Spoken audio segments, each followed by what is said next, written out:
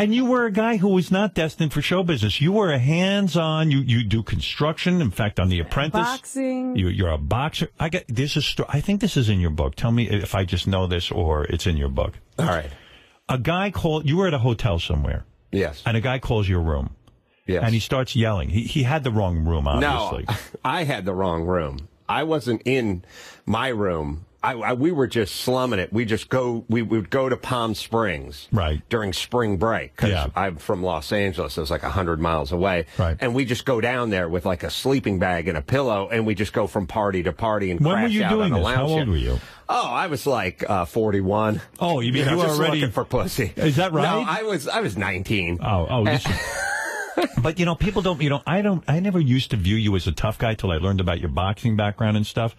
I wasn't. You don't look like a tough guy. I didn't have anything to lose. There's a sort of difference. It's sort of like being in a gang. You know, when you say to the young 17-year-old black kid who's never seen his dad and he's sleeping on a futon, a triple-decker futon with 9 brothers and sisters, and you go, what about college? What if you get shot? And he's like, who gives a shit? You know? And life is tough. Well, what about prison? And it's like, hey, that'd be a lateral move. Right. At least, that sounds like a good opportunity. Yeah, so for me, I was 19. I was doing construction labor. I drove a shitty pickup truck. I didn't have anything going on in my life. Right. And I was bored.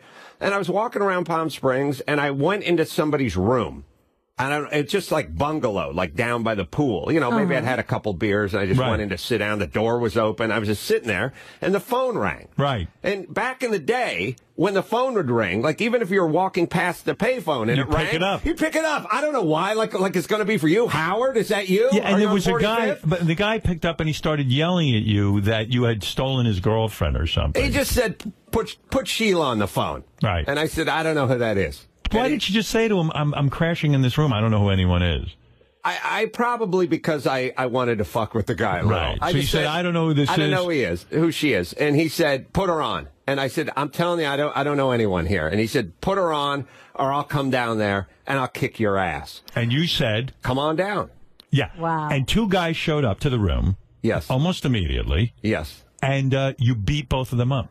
Yes. You kicked their asses. It was very Marquise of Queensberry. They both walked up like I had an appointment for a massage. Well, you invited them down. Up, They knocked on the door. I opened the door. They said, "Are you the guy we're talking on the phone with?" I said, "Yes, I am." They said, "All right, now step outside." And I said, "Okay." And we walked out into the courtyard. And he said, "All right, now it's on." Wow. And Very what happened? Nice. Yeah, and was it a boxing match kind of thing? It was for me. Right. And this is probably great for you because you like to practice boxing. But what size were these guys that you beat up both of them? You're about, what, 6'2"? Yeah, they were just regular valley dudes, you know. They weren't, obviously dwarfs don't threaten you over the phone and then say they're coming over to kick your ass. Were you scared at all when these guys showed up at the door? I didn't care. You didn't care. You had nothing to lose. Yeah, I had nothing. I had nothing to lose. I'd been beat up in the ring enough and in sparring and stuff like that. But describe this to me because I really want to understand. Okay, so the one lead guy says, "Come out here. Right. I'm going to kick the shit out of you." Right. And I said, "Okay." And we walked out, and his friend... Now, when a guy says, okay, don't they start to think to themselves, hey, maybe? Don't they try to size you up? But then again, they probably thought, well, 2 guys against 1, we could definitely take this Plus, guy. I was wearing flowered shorts, like super gay 80s, like dolphin shorts. Like, I was dressed like George Michael from that Choose Life, you know? Yeah, so when you get out there, and you make your fists, right? You get your fists made. And they put up their fists. Right. Do they charge you? How does it all start? Well, it was one-on-one. It was me and the other guy. The main guy was going to come beat me up, and then his friend was just going to stand there and sort of hold his jacket or something while he kicked my ass. Yeah. So his friend sort of stood back about 5-10 feet, and he said, "All right, now it's on." And I said, "Yeah, all right." And he just walked in, and his friend was like yelling. It was like Karate Kid, like sweep the leg, sweep the leg.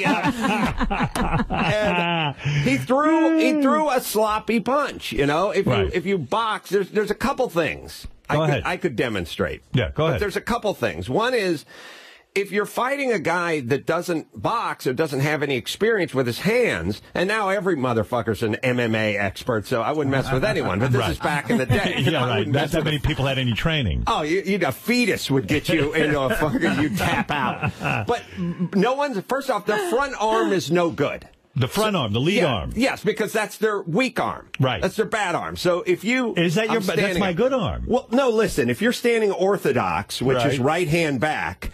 It's your right hand that you're going to throw. Right, that's your right hand, if you're not a fighter, your right hand is 90% of what you do. Right. If you're a fighter, I'm left-handed. If you're a fighter, you have jabs, uppercuts, hooks with your bad arm. That's good, yeah. But then you throw the cross, and that's your power hand. Right. But if you're fighting a guy in the street, these are just tips for your drunken fans. You're fighting a guy in the street, don't worry about the front arm. The front arm's just going to swat, and then the right arm's coming over the top. Right. Now, boxers throw a cross, and their cross goes, boom, straight down the pipe.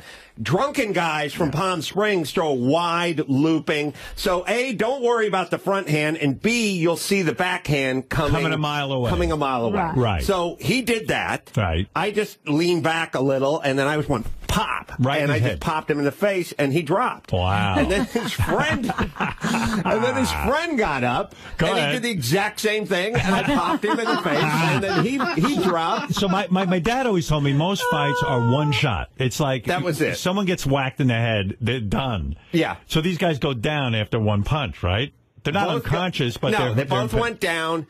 They both popped up, and I remember saying, you should get some ice on that. Right. And they both went away. Wow. That's the fascinating part. After you kick their ass, they don't say anything. They just go, okay. They're not looking for the girl anymore. The whole agenda ends. Well, the girl doesn't matter. You don't want to have, lengthy conversations with the guy that just punched you in the face. Now, where do you go? Do you go back in the room that you were crashing, or do you just say, hey, I better just clear out of here? Oh, I was like, I got to go find my friends and tell them this great story. This was awesome. Do you ever worry that they're so hurt that they're going to file charges or something? Not that they can. I mean, they started it. It was back in the day. I used to get into fights, and it was a thing where you both waived your rights as citizens to just go out and fight, Is that a great I'm not as manly as you, and if I get in a fight, generally I'm the one who loses. So, I mean, is it a great feeling to kick someone's ass? Yeah. Well, look, the alternative is you getting your ass kicked, which is not an awesome feeling. I have been in fights where I've got my ass kicked. Have you? Have you been in a street fight where you got your ass kicked? Well, I got in a street fight where I was leaving a party. I said, I'm out of here. There was a crazy chick. She was so, here's how nutty she was. I was like 19 or 20, and I wouldn't fuck her. That's that's saying something. And so I was like leaving the party, and as I was walking down the stairs, she said to the 3 or 4 scary dudes that were coming up the stairs, he hit me. Oh, and boy. she pointed at me. Wow. Just out of the blue? Yeah. Wow. Well, part of being nuts, I think, is doing things out of the blue that don't make sense. But lucky you're the victim. So I'm walking down the stairs past like 4 scary dudes, and I said, she's nuts. And they're like, what kind of pussy hits a chick? And I said, well, I didn't hit her. And they said, yeah.